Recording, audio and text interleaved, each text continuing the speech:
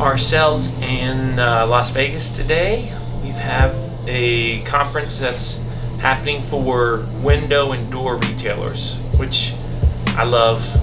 It's like these types of events are so fun because it's just good old businesses, and they don't sit there and think they're different the whole time. They just generally have a great mindset, very receptive mindset.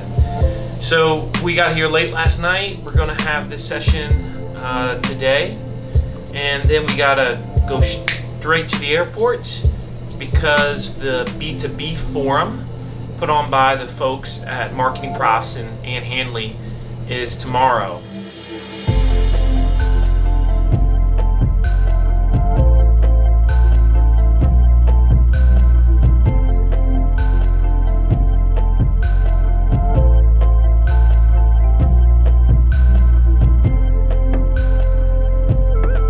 Number one, you must understand the differences between principles and platforms. How long do principles last? Forever. That's right. But a platform like Facebook, how long does it last? We don't know. It's finite. Let me give you an example of what I'm talking about. This visual is 7 years old. These are the #1 social media platforms 7 years ago. There are 75 platforms on the screen. Some of you know a few of these because you use them maybe every day, Facebook being one, maybe Yelp you use all the time.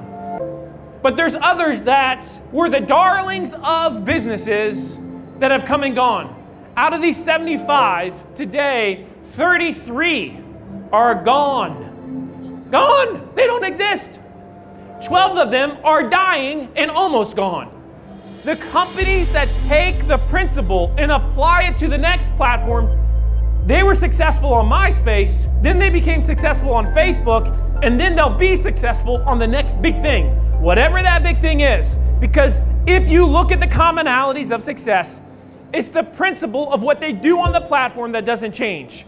I would ask you to think about that. So for example, the principle is this.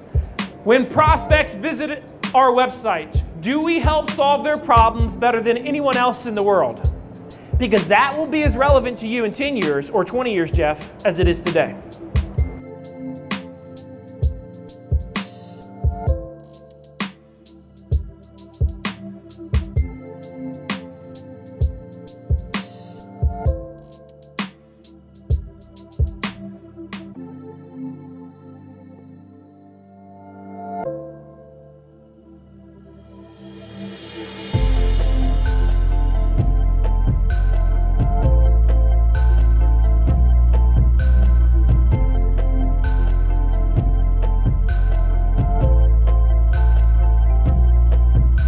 Over 90% of all organizations that are doing content don't have a content mission statement. And of the 10% that do have a mission statement, 90% of their team has no idea what that mission statement is. Look, this isn't one of those talks where I sit there and you know, we all necessarily feel great. This is a talk that says, this is where we are. And I don't want you to be frustrated. Some of you in this room feel like a stallion that is ready to run. You were born to run. You are ready to exercise your skills. You want to produce great content. You want to run campaigns that you know are creative. You want to build the company's brand and become the most trusted voice in your space. You want to do it because that's what stallions do, but you can't. And because you can't, because you're fenced up, you want to jump the fence. Here's the reality.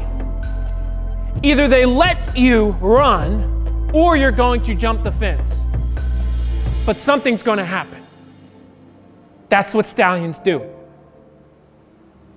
My challenge to you is to do what you were made to do. Run. Be great. Lead your team.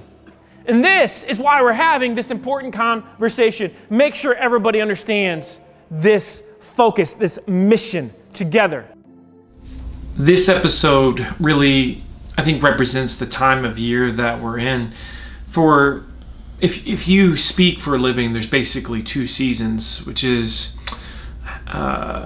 late January, February, March, April, and May. And then there is the September, October, November time period, which we're in, and it's crazy right now. To give you an example, in this episode, what you saw was literally we were in Las Vegas for about 15 hours. So we get there really late.